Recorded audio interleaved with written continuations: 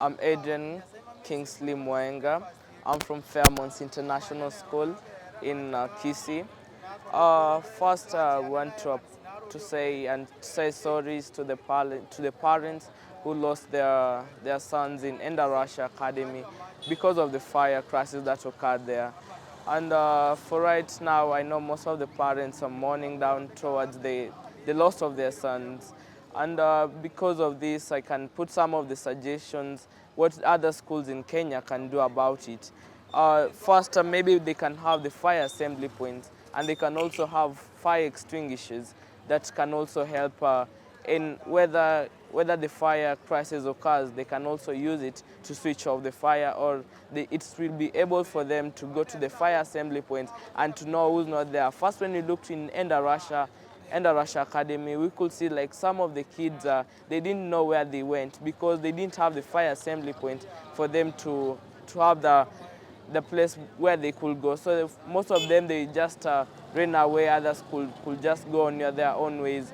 And for this, it was really bad, and it was not good, because you find by that time when the students were running out, they could go out of the road, and most of them you could find that their kids, and they could get knocked. Ways of how we can switch fire extinguishers. By this, they need to put on domes. And right now, I want the government to demolish this grade 8, the boarding for starting from grade 1 to grade 8. When we look, we can find most of these kids, some of them, they haven't been taught of ways of switching electricity, or any fire crisis of when a fire occurs due to the electricity. And you find by this it will be hard for the kids or the students to switch off the electricity. Grade 1 to grade 6, you find most of them, they don't have that strength of them to switch off the fires. And by this, that's the reason why I don't support boardings. And even if they want to support it, they need to have the rules in dorms. The dorms are not supposed to be that much congested.